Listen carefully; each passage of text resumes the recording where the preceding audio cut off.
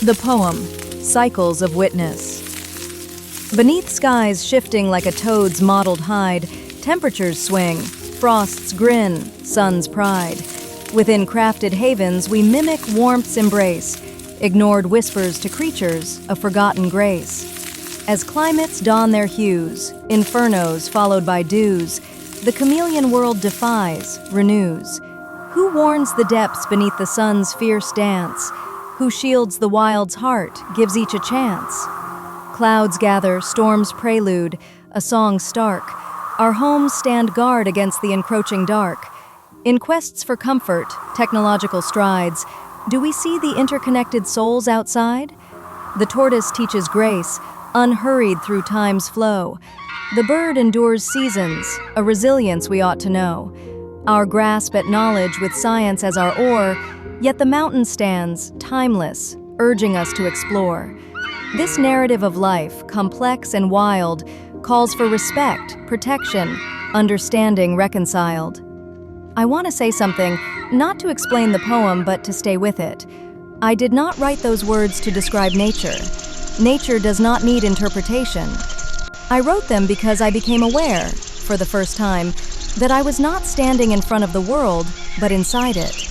At the Sustainability Institute in 2013, studying deep ecology, I began to understand a difficult truth. The ecological crisis is not only happening around us, it is happening within us.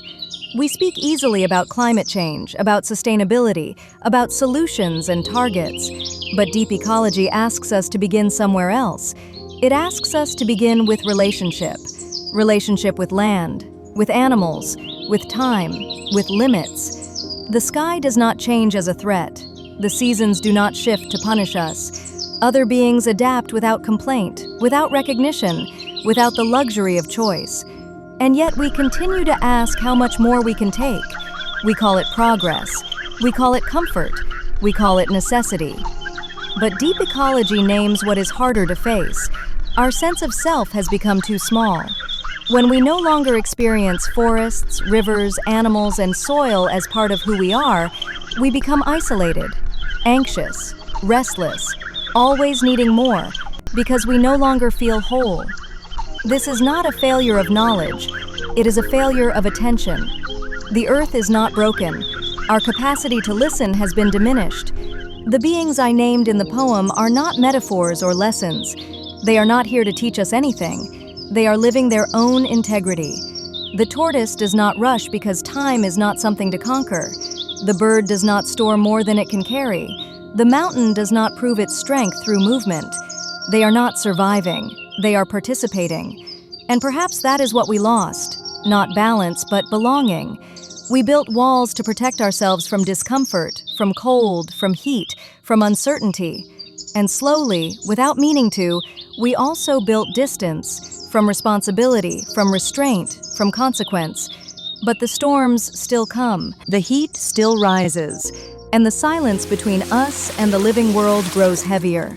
This poem is not a warning, it is not a solution, it is not an instruction, it is a mirror. It asks a quieter question. When did comfort begin to matter more than care? When did having more replace living well? When did speed replace meaning? And what might happen if we stopped reaching outward for more and began reaching inward for connection? Because the world is still speaking, still offering relationship, still capable of harmony. What it asks of us is not dominance or rescue or control. It asks us to remember that we belong, that life is not a hierarchy to climb, but a web to participate in.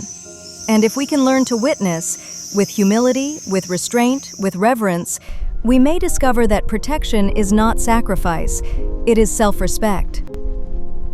Let this be a moment of remembering, not what we own, but what we are part of. And perhaps if we allow that remembering to stay with us, the poem will continue speaking, long after the words have ended.